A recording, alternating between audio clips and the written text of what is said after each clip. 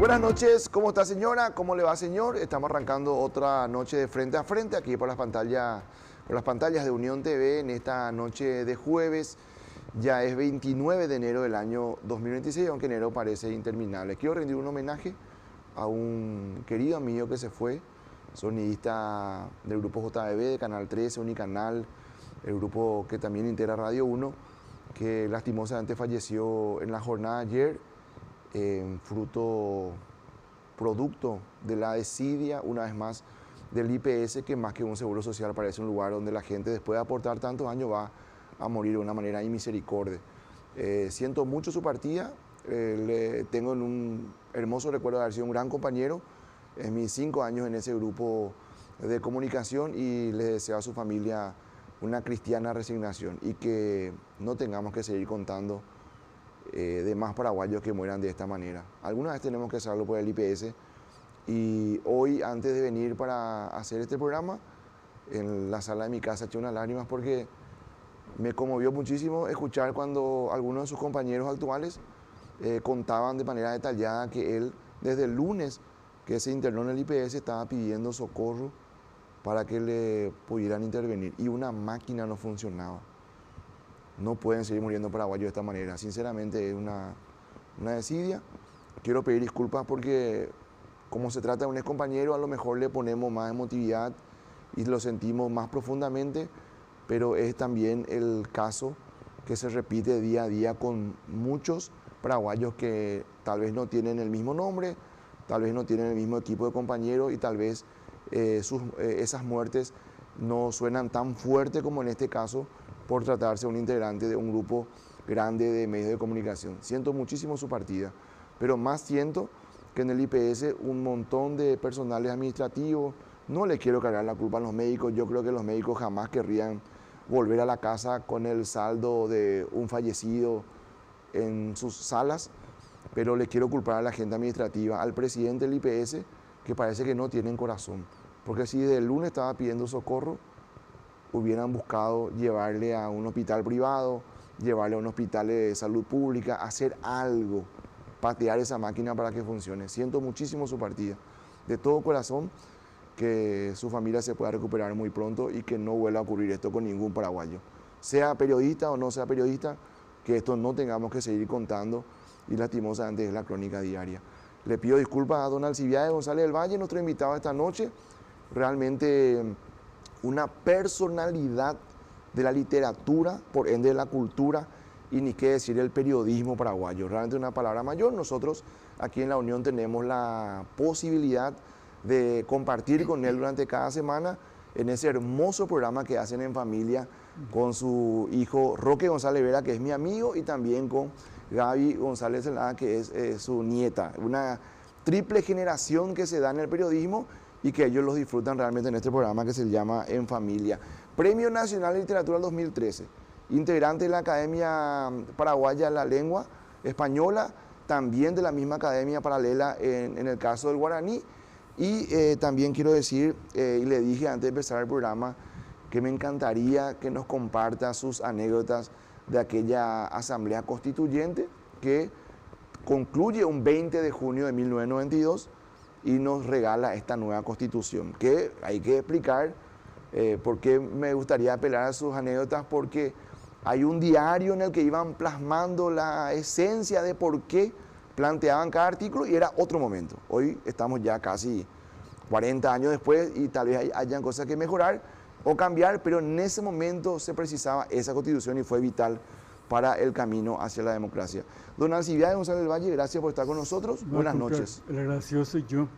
Y antes de ir adelante, quiero suscribirme a tus palabras respecto a este colega, que es doblemente triste que un compatriota fallezca por falta de plata.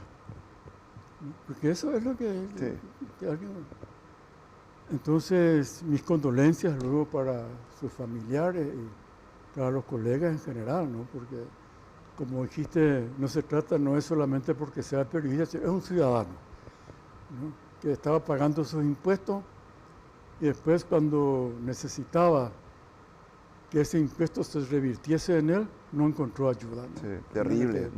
¿Cuántos años aporte el trabajador que deja una parte de su salario porque se va al IPS y esperando que un día el IPS, una pena realmente, Y sinceramente. eso justamente me permitía, antes de entrar en el tema principal, destacar esto que estás diciendo, lo de la jubilación, que no hay nada más injusto en estos momentos que la distribución del dinero, del aporte que se hace. Por ejemplo, ¿por qué se tiene que estar discutiendo si los congresistas pueden o no jubilarse? Yo pienso que sí, pueden tener su caja de jubilación, pero el Estado no tiene por qué poner ningún centavo, ¿no? Ya se supone que tienen que manejarse con los aportes que ellos hacen, ¿verdad? Eso uno. Segundo, la edad, ¿no? Porque a cualquier trabajador común se le exige por lo menos 25, 30 años de aporte, ¿no? Y un mínimo de edad, 55, 60 años. No, estos señores, sobre que no hacen nada o muy poco, a los 10 años ya pueden jubilarse por toda la vida. Sí. ¿No? Hoy estuve viendo una lista de personas que cobran 26 millones de guaraníes mensuales, ¿no? Y el aporte que habrá hecho, ya hace rato consumieron todo, Sí, ¿verdad? así Entonces mismo. es Una injusticia, una desigualdad. Una Sí. gravísima injusticia. Con menos años de aporte, más jóvenes por haber estado en el Congreso, tal vez muchos con cero productividad Exactamente. y ¿no? tienen una jubilación que sí se puede considerar BIT. Sí. Sin embargo, trabajadores comunes de universidades que tienen que aportar tantos años y con este déficit en la caja no saben si mañana van a tener la jubilación. Así mismo, no sabe, exactamente. Terrible. ¿No? Porque así como están las cosas, no. El caso, por ejemplo, de la caja municipal, que ya se fundió, Sí. ¿verdad? Corrupción, mala administración y la desidia del Estado de no haber intervenido cuando muchísimas veces se pidió que se interviniese la caja de pesca. Nunca se hizo, ¿verdad? Entonces, la situación está como está. Sí, quiero arrancar preguntándote a tu criterio, como soy integrante de la Academia Paraguaya de la Lengua Guaraní, ¿qué momento vive hoy el idioma guaraní? Yo cuento muchas veces a la mañana, repito la anécdota aquí en la Unión, que cuando yo era chico, tengo ya más de 40, mi papá y mi abuela hablaban en guaraní cuando querían contarse algo de nosotros para que nosotros Que lo no entendamos. entendiese, O sea, exactamente, era sí. como un arma secreta. Así mismo, En el sí. fútbol también se usa a veces como un arma secreta, para que el Sí. rival no entienda. Así mismo. Se Se usó en la guerra del Chaco. También, lógicamente. ¿Qué momento vive el idioma guaraní? Bueno, yo pienso que revivió bastante porque estaba en peores condiciones, ¿verdad? La academia hizo mucho, está haciendo mucho, pero no podemos dejarle toda la responsabilidad a la academia, ¿verdad? La academia lo que hace es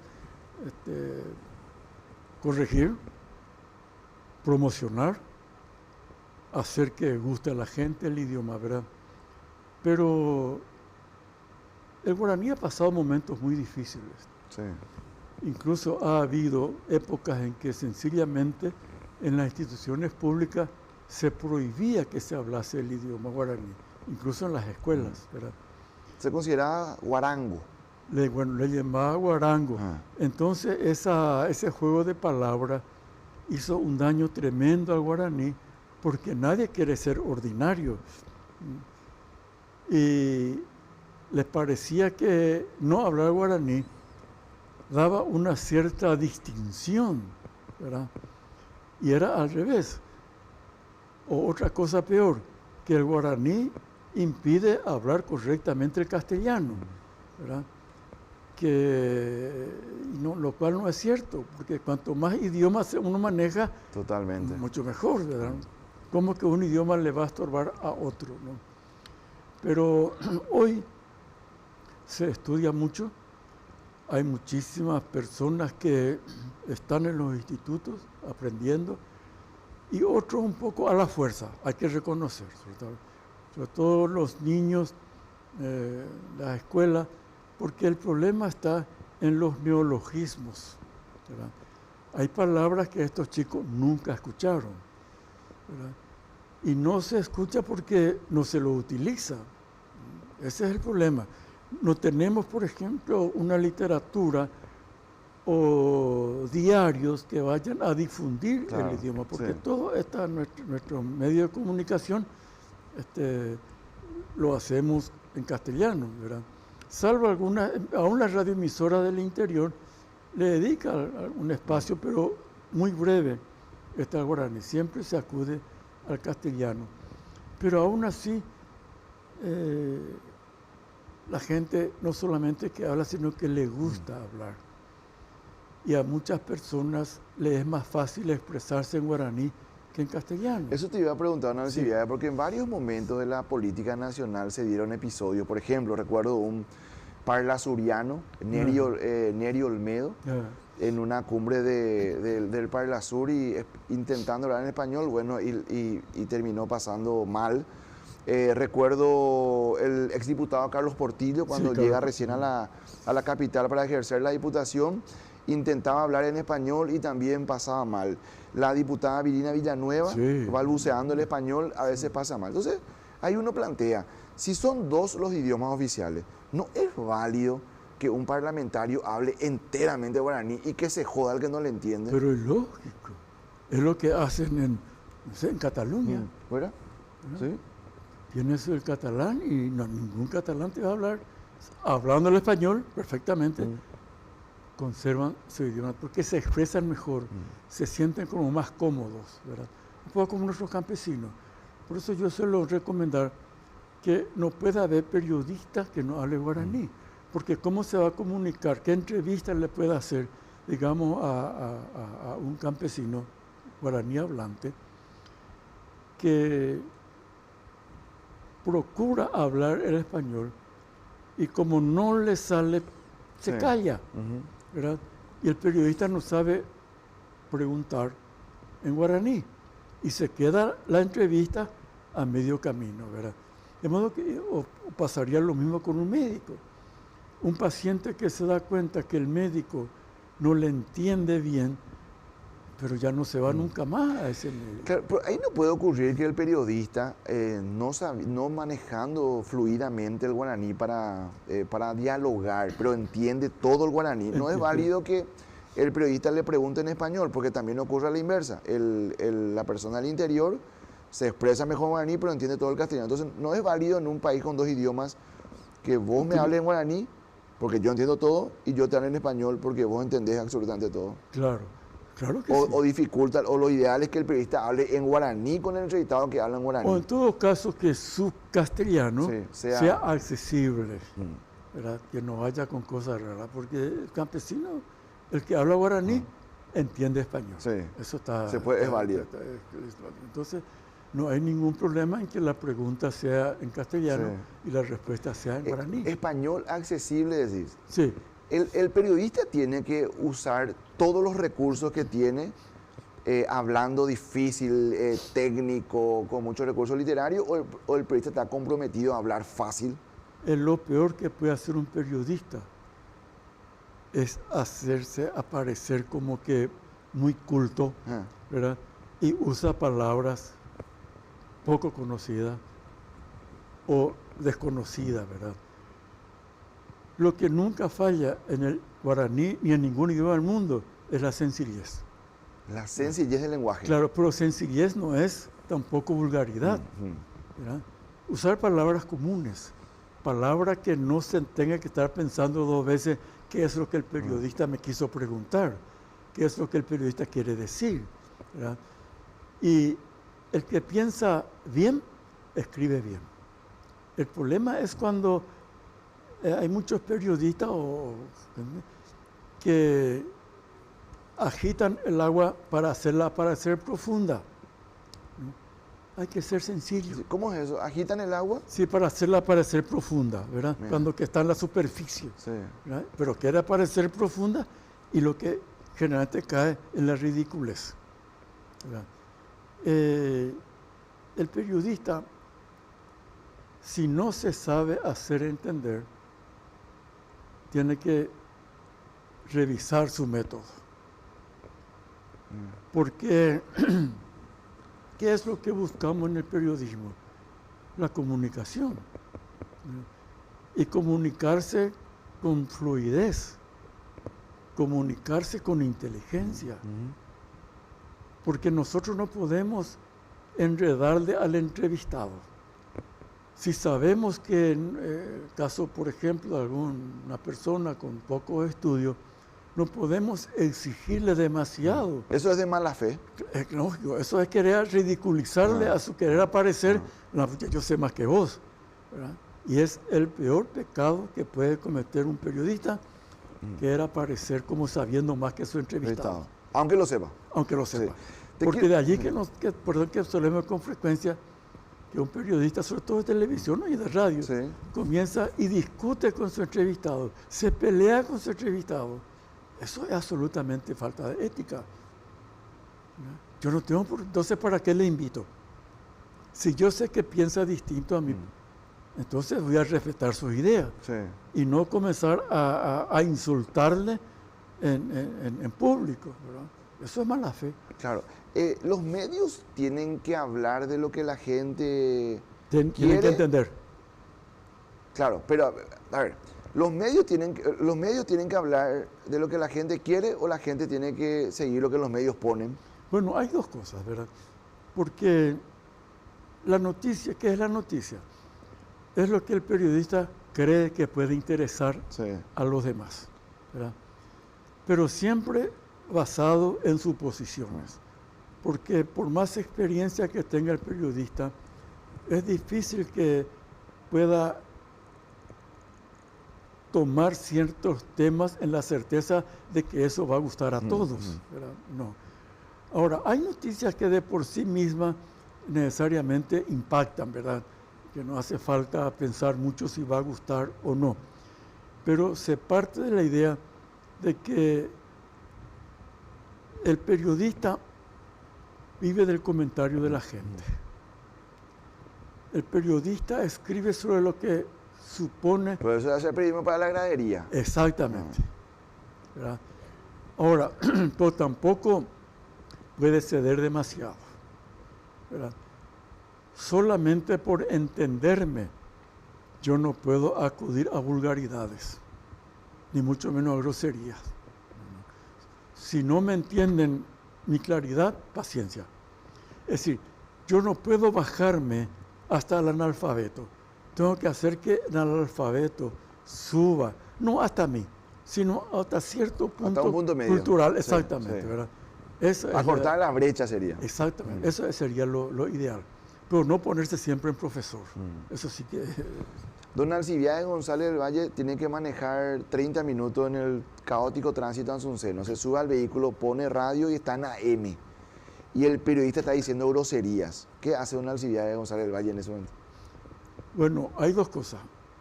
Cambiar el dial o llamar por teléfono, ¿verdad? Y advertirle. ¿Hiciste alguna vez eso? Sí, en 2 ocasiones. ¿Y puedes contarnos a quién? No recuerdo qué emisora, pero estaban contando el caso de una niña que fue violada, ¿verdad? Pero de una forma tan groseramente cruda, ¿verdad? Incluso dio el nombre no de la niña, pero de los padres. Que permite identificar a la niña. Pero lógico permite, ¿verdad? Eso yo recuerdo haber llamado, ¿verdad? Y otro creo que fue un accidente de tránsito en donde, esto fue con un fotógrafo, en vez de llamarle a la policía, se puso a tomar fotos para su medio, ¿verdad? Cuando que lo que menos importa en ese momento es la noticia, importa la vida del prójimo, ¿verdad? No importa que yo me pierda una nota con tal de salvar una vida, ¿verdad? Y es posible que esos segundos que se pierden pueda salvar una vida. Es el caso de aquel fotógrafo que a nivel mundial toma la foto del niño desnutrido, un ave allí asomando, gana el premio Pulitzer con la foto. Exacto. Y termina en depresión. Exacto. Porque primero la vida, ¿verdad? Después la noticia. ¿Y los más jóvenes ves que tienen la voluntad de recibir sugerencias? Es muy difícil. Hay 2 momentos en periodismo. Cuando se estudia y cuando se recibe y trabaja en un medio. ¿Y el que no estudia? Y el Pasa a que la no segunda etapa estudia, directa. que cuando están ya en la profesión, ya creen saberlo todo. Ah, mira. Y ya no acepta Ya no. que se le, no digo que se le enseñe, Ah. pero por lo menos Se lo orienta, señalarles o algunas se le comparta cosas. la experiencia. Exactamente, sí, Sí. eso ya no es muy Sí. difícil que lo hagan. Si hay que preparar el contenido de un noticiero que va a durar 1 hora, ¿cuánto tiene que ser de noticias reales, pero que le llamamos amarilla, asalto, muerte? ¿Y cuánto tiene que ser de noticias esperanzadoras para que la gente no sienta que está todo mal, porque no está todo mal? Claro. Yo preferiría lo menos posible las noticias, digamos, amarillas. Ah, ¿verdad? mira. No contribuye nada, ¿verdad? Asusta a la gente, pero también depende cómo se presenta, ¿verdad? Acerca de las noticias buenas y malas, corre siempre de una antigua versión de que los periodistas eligen las malas noticias porque son las que venden. Los periodistas no eligen porque sean malas, sino porque son excepcionales. ¿Verdad? Qué sé yo, un nieto que viola a su nieta, un abuelo que viola a su nieta, es un hecho excepcional. Sí. Entonces, y antinatural. y claro, entonces se destaca. Sí. Y no porque sea mala, ¿viste? Sino porque es excepcional. ¿Verdad? Entonces, no es que uno anda buscando las malas noticias, ¿verdad? Pero, reitero, son las excepcionales. Y yo no sé si la gente prefiere las malas noticias a las buenas. Prefiere la noticia bien hecha, bien presentada, Sí. contextualizada. Eso es lo que prefiere la gente. ¿verdad? Y el periodista tiene que, aparte de contar la noticia, ponerle su opinión. No, en esa noticia no. No. Hay que dividir la noticia de la opinión. Y con mucha frecuencia los periodistas incluyen su opinión en el mismo texto noticioso. Y eso no se hace. Ahora, tiene todo el derecho del mundo de opinar sobre esa noticia, pero tiene que ser en lugar separado o aclarando de que esa es una opinión personal Sí. del periodista. Y se divide el grupo de periodistas paraguayos, se puede dividir en 2 filas. Formen fila acá los que comunican y acá van a formar fila los que dan opinión. ¿Hay esa segregación? O sea, se puede distinguir eso, Bueno, quién es periodista que cuenta noticias y quién es periodista que opina siempre. Bueno, desde hace rato están los columnistas, Sí. ¿verdad? Que su función, y yo entre ellos, es opinar, ¿verdad? Yo no hago más noticias, y muchos otros de mis colegas, ¿verdad? Ya no solamente Sí. tienen su columna semanal. Sí, en el caso tuyo, diario de ese color los días domingos. Exactamente. Pero también se puede hacer columna en una radio. Claro, un canal, claro, o sea. se puede hacer también, pero aclarando que es una opinión, sí. no es una noticia, ¿verdad? Donde se incurre en los errores frecuentes es dar una noticia y en el segundo párrafo ya está la opinión del periodista. Eso es dirigir la opinión pública. Eso es entrometerse en un terreno que está absolutamente prohibido. Sí. Son 2 géneros distintos que no pueden ir juntos, ¿verdad? Los grupos de medios tienen intereses, los medios tienen intereses. Todos tienen intereses. Todos. Todos. No hay un solo grupo, porque justamente ya se conforma para algo, ¿verdad? Grupos así, absolutamente puros, no creo que exista. Cada vez más se acentúa el hecho de que los medios son propiedad de grupos económicos muy grandes. En nuestro país todavía existen los unipersonales, ¿verdad? Ya sabemos que de medio es de tal, Sí. ¿verdad? Pero ahora ya tenemos también grupos. Sí. El grupo Sucolillo, el grupo Bierzi, Bierzi, el grupo Cartes, ¿verdad? el grupo JDB, el grupo Exacto, Vázquez ahora. eso, Vázquez, ¿verdad? Sí. Entonces todo eso, pero la ventaja que tenemos es que no conforman un oligopolio. Afortunadamente no están muy bien entre ellos. Entonces lo que no publica este medio, publica el otro medio. ¿Verdad? Pero el caso, por ejemplo, del grupo Descartes, sus medios no van a publicar las cosas que publican, digamos, ABC Última Hora. Sí. ¿Verdad? Entonces, pero para eso hay otros medios que van a publicar lo que un medio calla. Hoy hay más medios, Sí. se abren más radios, hay más canales. ¿Eso significa más voces o no necesariamente más voces? ¿Pero más qué? No, hay más medios. Sí, sí. Pero no siempre eso significa más voces, porque si hay más medios en manos de los mismos, no son más voces. Porque yo suelo discutir con unos colegas que hablan del poder de la prensa. Yo no le veo ningún poder. La prensa no tiene poder hoy. No tiene. Porque fíjate vos, si ABC fuese tan poderoso, ¿verdad? La mitad de los políticos no hubieran ganado las elecciones últimas. Última Hora hizo lo mismo. Publican nombre, foto y antecedentes delictivos. ¿Verdad? Ganan igual. Están todos. ¿Verdad? Y las personas que realmente se merecen estar en el sitio donde ocupan esta gente, no tuvieron votos. ¿Verdad? Entonces, fíjese la cantidad de gente inútiles que tenemos en el Congreso. ¿Verdad? Y ganaron. ¿Verdad? No les hizo absolutamente nada la campaña periodística. Sí, pero estigmatiza, o sea, le ponen rótulo a una persona. Eso sí, porque gracias a los medios, a las redes sociales, ¿verdad? Que hoy amplifican los medios. Exactamente, ¿verdad? Pero aún así, extrañamente, las personas moralmente deterioradas siguen arriba. Muy pocos son los que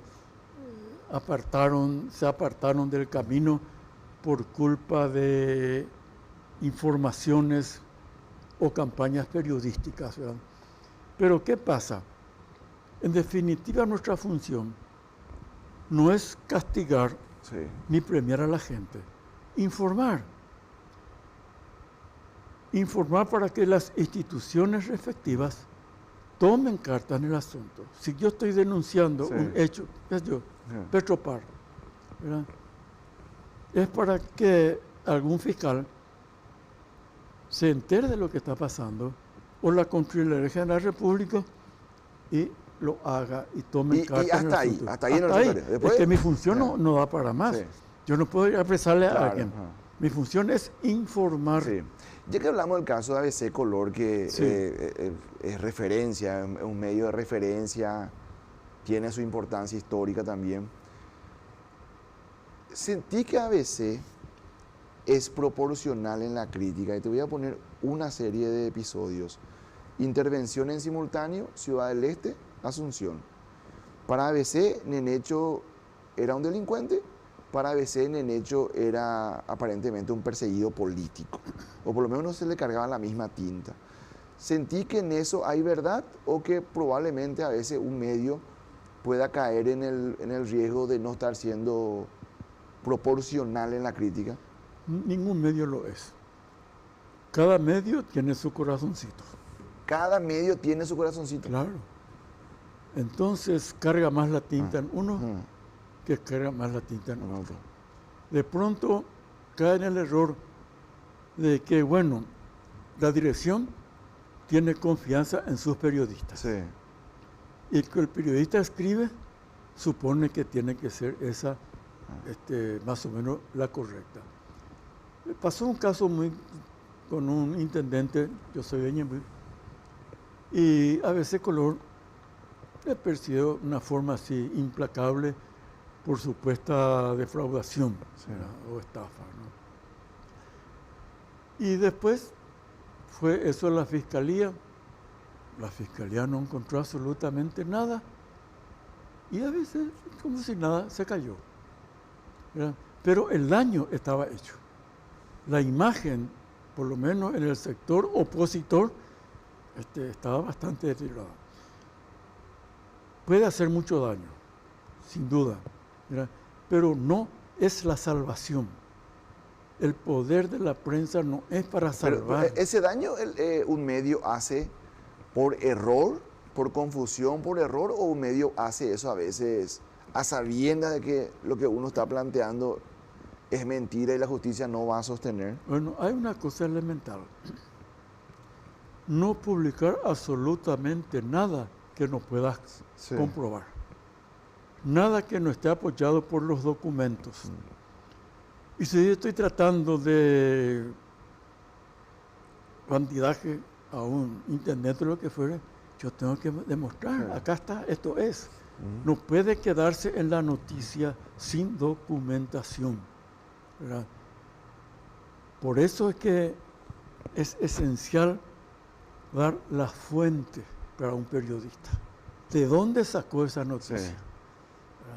Porque si yo sé de dónde sacó, entonces me da confianza. Porque, no sé, un accidente de tránsito, el periodista me informa a través de la policía o de un testigo, porque difícilmente que yo haya estado salvo, rara casualidad, en el momento en que un hecho ocurre, ¿verdad? Entonces, tengo que decir, bueno, esta información yo traigo de... Según el acta de la policía. Exactamente, ¿verdad? Pero no afirmar nada sin que yo, si lo he visto, lo digo, si no, doy la fuente. Pero ¿y qué pasa cuando lo que le llama la viuda del poder? Cuando alguien que forma parte de un periodismo de investigación, eso es diferente. Salva. Y uno puede esconder su fuente porque es una cuestión constitucional. Exactamente. Sí. Pero aún así hay que tener mucho cuidado con esta viuda, porque ¿por qué de pronto se pone a denunciarle a su jefe? ¿No? Porque algo falló. No se le pagó lo suficiente, no se le prometió lo que se tenía que dar. Sí, tomarlo como fuente, sí, pero los documentos que presentan tienen que estar absolutamente verídicos. Que no nos induzca que le decimos carne podrida. Claro, si no me está utilizando a mí para estar echándole leña a otro. ¿Te pasó que emprendiste una investigación, publicaste, estuvo en tapa, recuerdo tus artículos, hacías página completa en ABC, recuerdo por ejemplo un caso que seguiste mucho fue el de la corrupción en el Ministerio de Agricultura cuando Enzo Cardoso y Rodrigo hoy fueron ministros sucesivamente?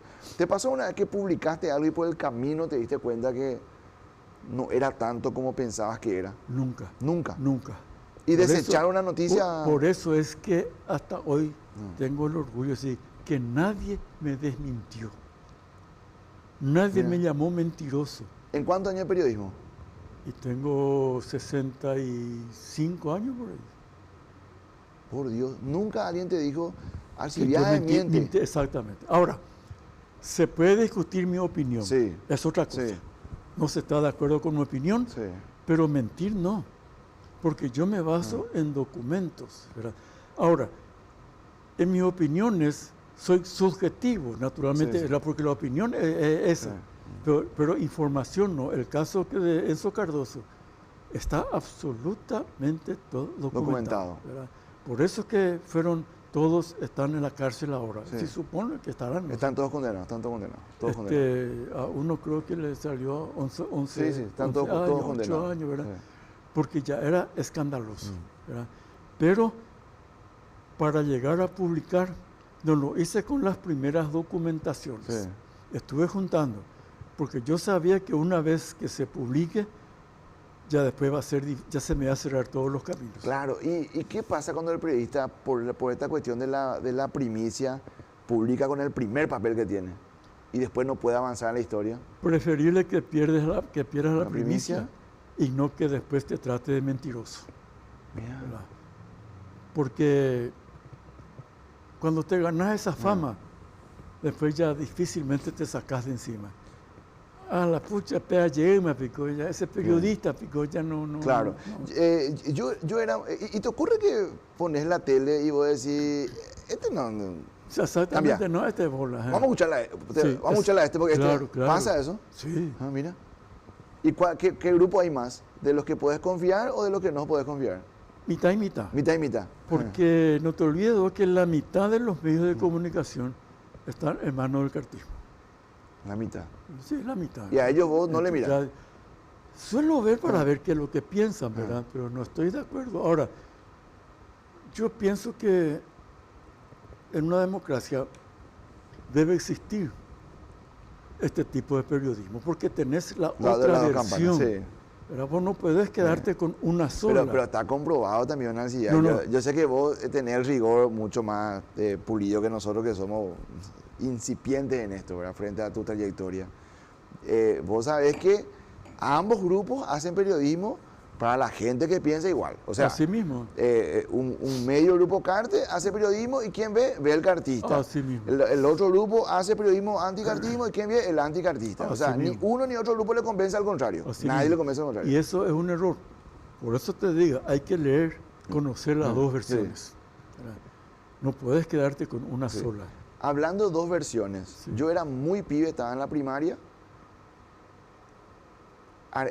ABC versus Diario Noticias. Noticias, sí. Argaña versus Oviedo. Sí. Y uno agarraba ABC, era un país, y uno agarraba Noticias, era otro país. ¿Qué recordás de esa época? Sí, recuerdo. Eso fue mucha Incluso tensión. Incluso el caso cuando ABC llegó a ser profundamente oviedista.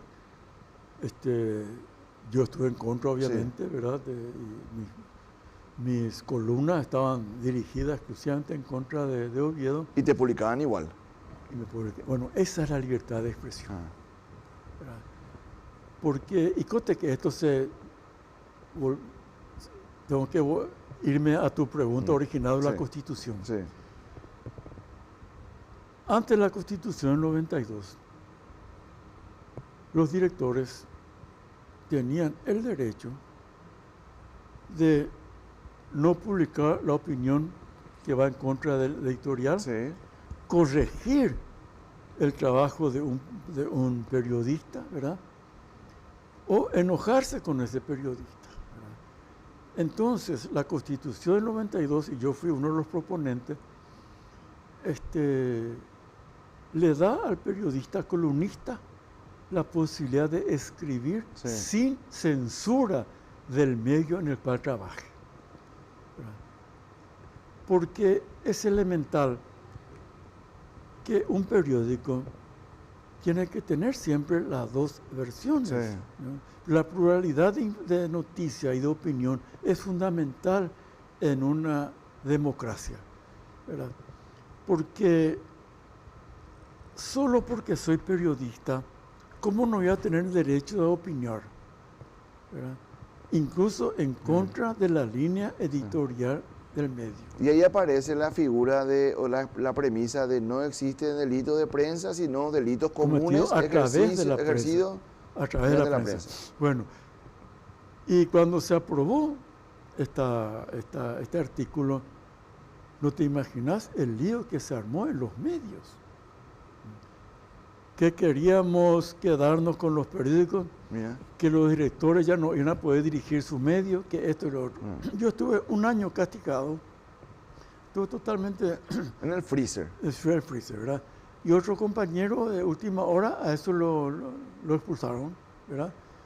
Y todos los días, todos los medios, incluso los que creían democráticos, estaban en contra de este artículo. Que hoy a nadie llama la atención. Mira. Porque en ABC es común encontrar de pronto un artículo, una opinión que está en contra de la línea del diario. Pasa hoy, en la radio pasa hoy, que Enrique Vargas Peña tiene una opinión que a veces es contraria al diario y a veces se toma hasta con la plantilla de reacción por la diferencia. O sea, hoy natural, reitero, para llegar a esto costó mucho.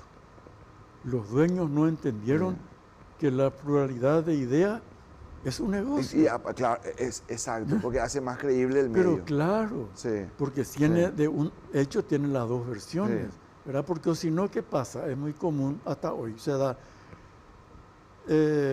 un diputado está a favor de tal cosa, otro está en contra y el diario no opina. Entonces el lector no sabe quién tiene razón. Y es obligación del periodista investigar cuál de esas opiniones, cuál de esos hechos por lo menos se acercan a la verdad. Sí. ¿verdad? Claro, te quiero preguntar, yendo un poco a esa experiencia de la Asamblea, de la Convención Sí. Constituyente, donde tuviste la oportunidad de participar, ¿te acordás cuántos días duró, dónde se reunían? Te quiero preguntar si te acordás en qué artículo demoraron más para ponerse de acuerdo. En esto que te estoy diciendo, ¿En serio? en la prensa, porque extrañamente compañeros liberales estaban en contra, ¿verdad? Y lo que se pretendía era que la ley de prensa fuese solamente como la de los Estados Unidos, que 2 líneas, ¿verdad? Sí. No habrá intervención en la prensa, nada más. Pero ¿qué pasa? En 200 y pico de años, no solamente que la prensa ha cambiado, la opinión pública cambió, ¿verdad? Entonces, incluso a riesgo de ser reglamentarista, ¿verdad?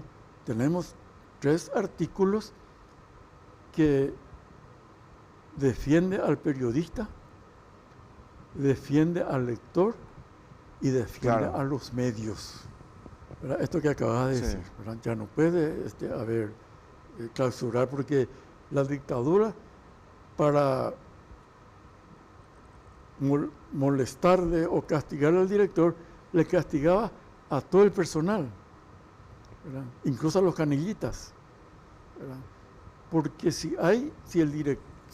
en el medio aparece una intriga, una difamación, una Sí. calumnia, que se vea el que lo escribió Sí, y el director que permitió que se escriba. totalmente. Pues yo qué tengo que ver en Claro. esa... Esa constitución se aprueba estando de salida de un régimen que fue terrible, ¿verdad? Creo que íbamos a coincidir. Y hay reaseguros que se marcaron allí, por ejemplo, el tema de no a la reelección, la figura del vicepresidente. Me parece que nos convertimos en un país excesivamente parlamentarista. Para el momento era lo ideal. Hoy, ¿qué hay que cambiar de esa constitución? Y por ejemplo, en lo que respecta al jurado de enjuiciamiento de Que magistrados. tienen incursión política. Exacto, sí, Consejo yo y jurado. le excluiría a los políticos, ¿verdad? Y dejaría exclusivamente a los técnicos. Porque acepto, nosotros de buena fe hemos incluido a los parlamentarios, porque el Parlamento, el primer Parlamento, hasta hoy no ha sido superado en calidad. ¿Me puede dar 5 nombres de ese parlamento?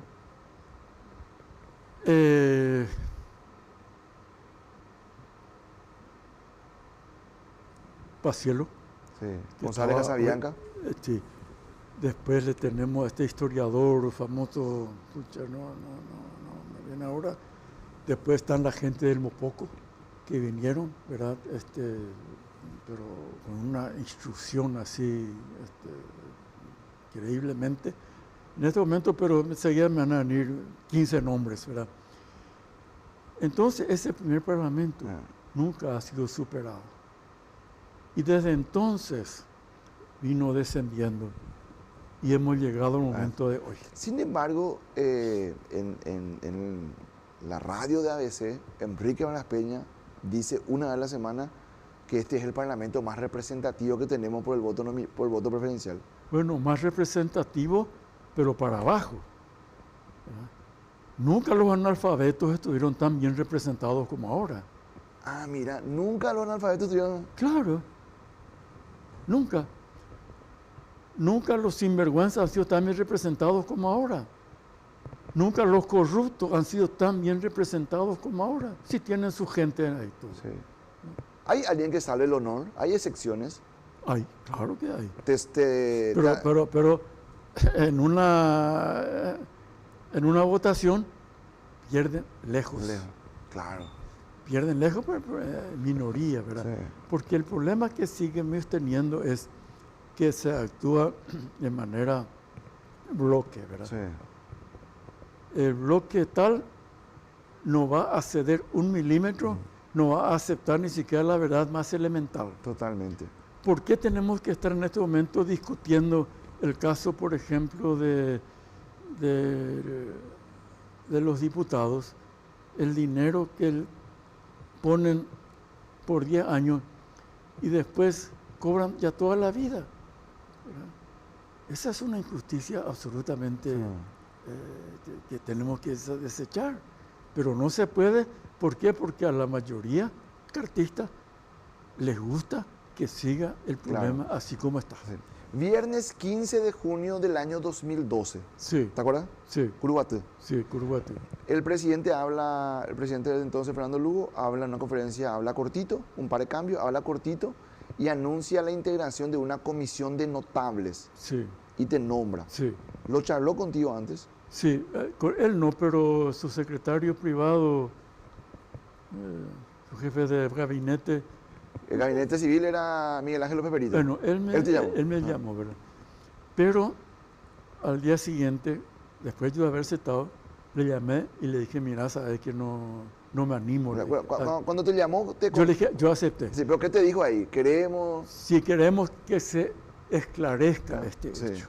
¿Y a qué periodista no le llamé? Pues yo tomé como una posibilidad de saber lo que pasó. Sí, porque tendría acceso a la documentación, tendría acceso a la investigación que se estaba haciendo. ¿La aceptaste? Acepté. Él anuncia en conferencia. Exacto. Y al día siguiente... Sí, cuando he visto que no iba a ser posible, le dije, mira, apartame de esto. Es que porque no... Veo que va a ser muy difícil. Y le conté esto. Sí. Yo he visto, le dije, como una posibilidad de que realmente vaya a esclarecerse este hecho. Y después se enredó. Ya hubo mucha polarización y terminó con salida. Sí, ya hubo, ya no era posible. Una semana después. Y entonces ni siquiera llegó a conformarse formalmente esta comisión. Sí. ¿Con todos los presidentes tuviste la posibilidad de hablar? Vos sabés que con el único presidente con que yo llegué a hablar fue con Guasmosi. ¿Con el ingeniero Juan Carlos Guasmosi? Sí. Mira, ¿con el único? Con el único. Después con Rodríguez, una vez me llamó por teléfono, fue la única comunicación que tuvimos. Fue por un artículo que había publicado y luego me llamó para felicitarte o para retarte? Nada más. ¿Para felicitarte? Para felicitarme. Y después... ¿Tuviste algún cruce con Stroessner? Por mis escritos personalmente nunca le conocí. Una vez yo trabajando en el diario El País, en la tarde, él se iba mucho junto a Zaguera Cebal, que era el director de la tarde, y una vez quiso ir al baño y tenía que pasar por la redacción, y allí Pitiqui nos presentó a cada uno. ¿No? Mucho gusto. Él fue la única vez que te cruzaste. Nunca más. Sí. ¿Y de Guasmosi para acá? De Guasmosi para acá, con ninguno. ¿Con ninguno? No. Salvo no hace mucho, el año pasado fue, que nos saludamos muy cordialmente con el actual presidente, porque me entregó un premio que la gente de la cultura me había concedido, ¿verdad? Sí. Y él me entregó en la Casa de la Cultura. Sí. ¿Verdad? Y después... ¿Y te saludó allí? Sí, nos saludó muy amablemente, muy cordialmente, ¿verdad? Sí, como estamos hablando del tema de Stroessner y no quiero perderme tu opinión, si tenía que entrar al WhatsApp y a quién le llamo a preguntarle si cómo estuvo esto, hubiera pensado por lo menos entre los primeros 3 nombres el tuyo. José Fernando Duarte, hace una semana sentado allí, le muestro yo una foto como te iba a mostrar en un rato y él me dice que me habla de las bondades del estronismo. Entonces yo, sorprendido, le digo, pero también mató gente, exilió gente, y él usa una expresión menos que los gobiernos liberales y cita una franja histórica. Sí, la revolución. Claro, sí, y yo le vuelvo a preguntar, entendiendo yo dentro de mi experiencia con la entrevista que él se iba a salir de la polémica magistralmente. Y digo yo, ¿y si en la lápida tenemos que poner un rótulo, le ponemos la dictadura? Y me dice, no, para mí fue un presidente constitucional. ¿Cómo tuvo eso? Bueno, ahora, él confundió allí, la cantidad de muertos, ¿verdad? Que fue una muerte, fue más benigna, dijo. Sí, en materia de muerte fue una dictadura más benigna, o sea, fue benigna, dijo él. Pero él confundió la muerte que ocurre en una guerra civil, que la que ocurre en un campo de tortura, ¿verdad? Entonces, por eso es la cantidad. Naturalmente que en una revolución muere mucha gente. Sí. Él citó 2 revoluciones que realmente murieron mucha gente, ¿verdad? Pero el contexto es muy distinto. No se puede comparar. ¿Cómo no podemos comparar, verdad? Y él, ahí no sé si se confundió, no, creo que se confundió, claro, no sé si de buena fe. Las muertes en una revolución son daños colaterales de una revolución. En un proceso de dictadura, el dictador elige, le voy a matar a este, le voy a torturar a este, le voy a exiliar a este. Así mismo, ¿verdad? Es muy distinto, ¿verdad? Y lo otro que fue constitucional, ¿verdad? Esa constitución del 67, que viene a cambiar la carta política del 40, ¿verdad?, fue hecha a imagen y semejanza del dictador, ¿verdad? No obstante, tenía algunas cositas así. Pero allí se limitó el tiempo de elección, de reelección. Podría ser 2 veces solamente, podría ser, ¿verdad? O consecutiva o alternada, ¿verdad?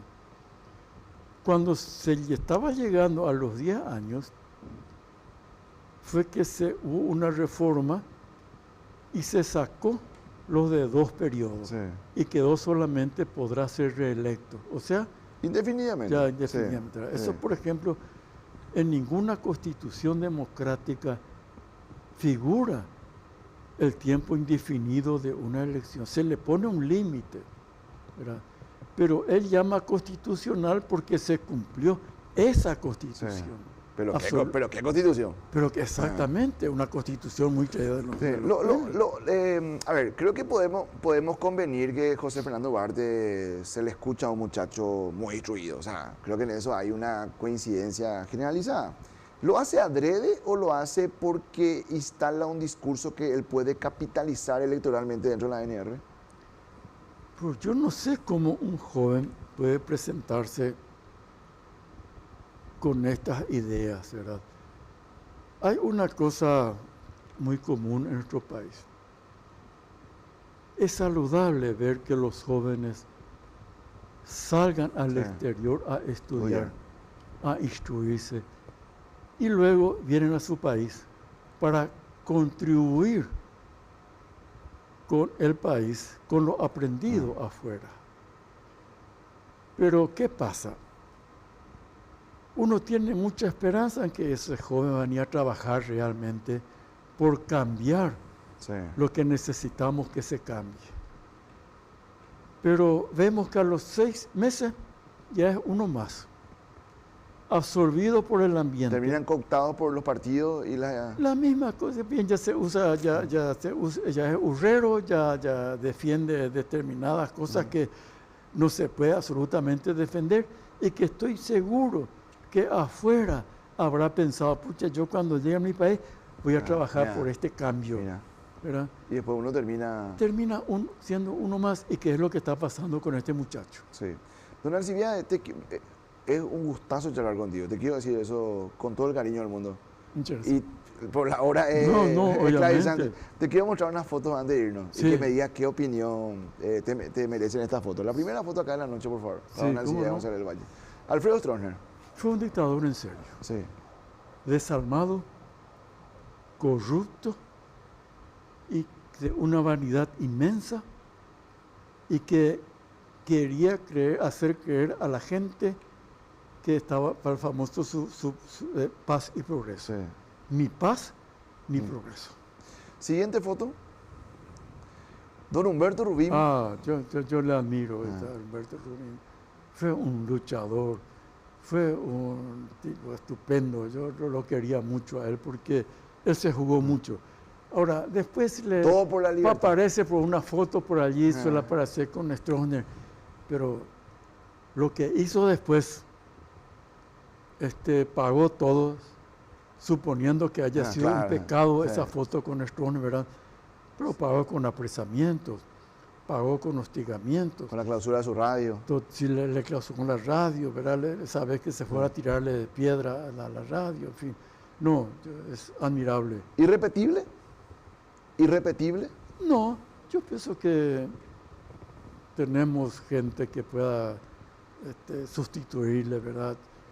Lo que pasa, él es único porque impuso un Estilo. ¿verdad? Y puede haber otro que vaya a imponer otro estilo, ¿verdad? Pero su lucha por la democracia es innegable. Siguiente foto.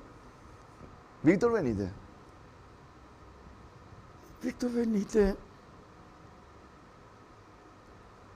se iba de un lado a otro. Fue muy amigo mío al comienzo, pero después comenzó a tener varias ideologías, varias posturas, varias opiniones contradictorias, ¿verdad? Y eso le sacó peso moral, Mira, y sí, profesional. Sí. ¿Y de su estilo de hacer periodismo? Bueno, eso sí fue estilo que gustó a la gente, a mí nunca me gustó, Mira. porque no hace falta acudir a las groserías para comunicarse Totalmente. con la gente. Mira que viene otro polémico. Siguiente foto. Manuel Bernardes. Yo le escuché muy poco, Ah, mira. pero sí, no sé por qué, nunca me gustó, creo que 2 o 3 veces le escuché, pero no me gustó ese estilo violento, salir de sus casillas para hablar sobre algunas cosas. Yo no. Ser disruptivo no es una virtud para un periodista. ¿Cuál? Ser disruptivo como era Manuel no era una virtud en ese momento. Para mucha gente sí, no sé si hoy, pero en aquel momento no sé si fue necesario. Mira. Porque hay, como los políticos, ¿verdad? Hay políticos que son absolutamente necesarios en una dictadura por sus luchas, Sí. ¿verdad? Por su espíritu emprendedor, pero que en democracia están de más. Mira. Siguiente foto. Enrique Varas Peña. También le escucho muy poco.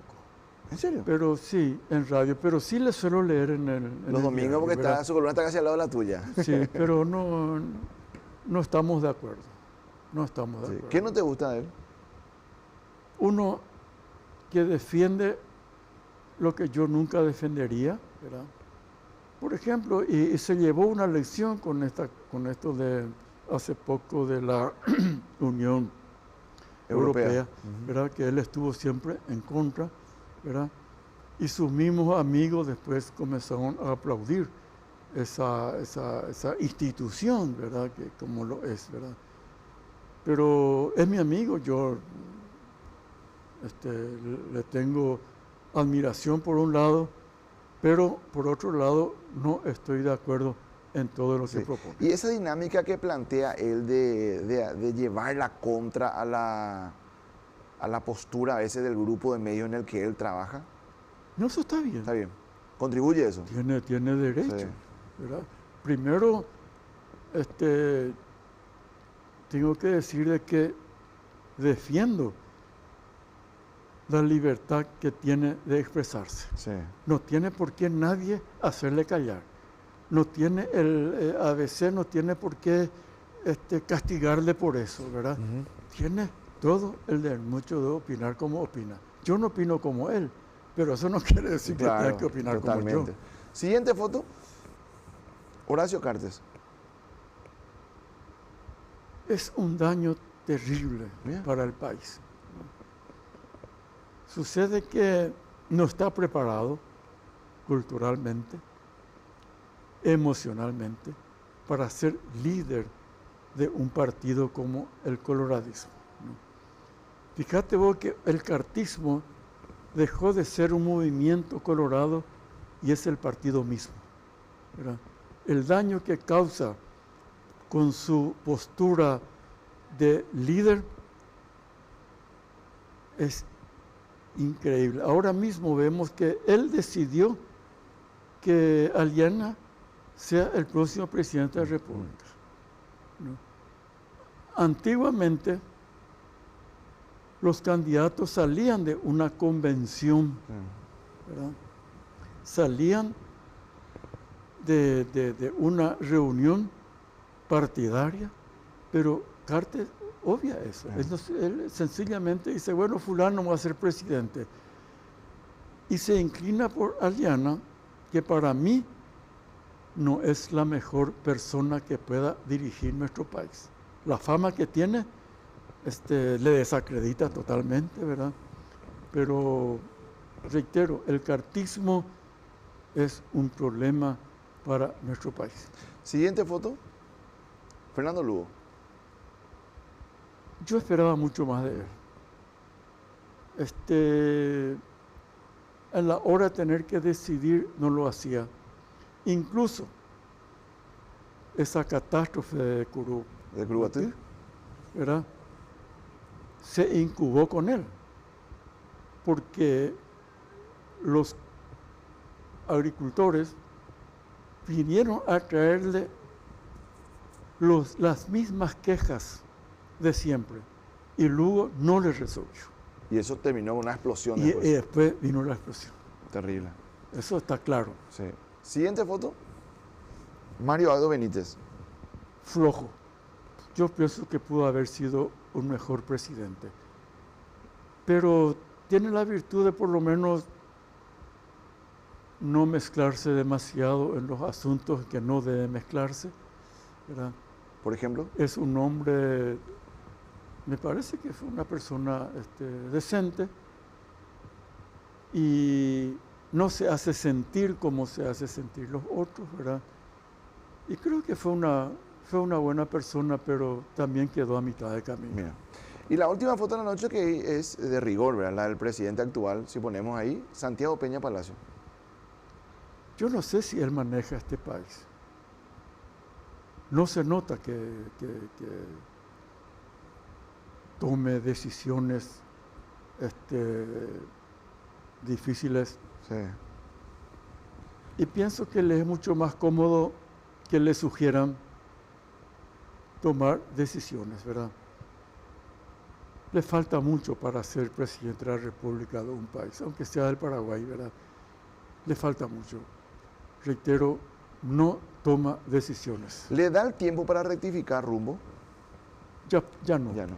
Ya estamos en el Ecuador de su mandato y a partir de ahora la gente ya, si todavía están con él, se van a apartar y buscar otro líder. Eso es natural. Eso es una natural. dinámica Si a natural. los 2 años y medio ya, Sí. si no hiciste nada, ya no vas a hacer. Ya le van a tener apartado, eso seguro. Don Alcibiades, de vuelta, un gusto charlar contigo. Muchísimas gracias Muchas por prestarnos gracias, tu tiempo te para esta agradezco charla. mucho a vos, a tu audiencia. Muchas Muchísimas gracias. Muchas gracias.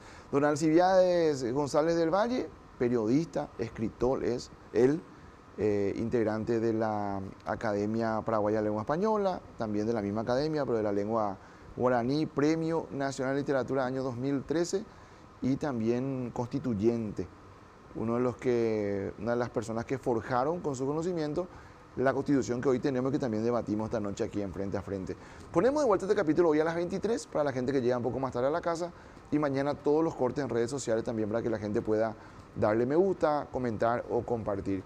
Y si Dios nos dice otra cosa, mañana a las 6 en punto hacemos otra Mañana Unión aquí a través de la Radio 800 AM y Unión TV. Que pasen bien.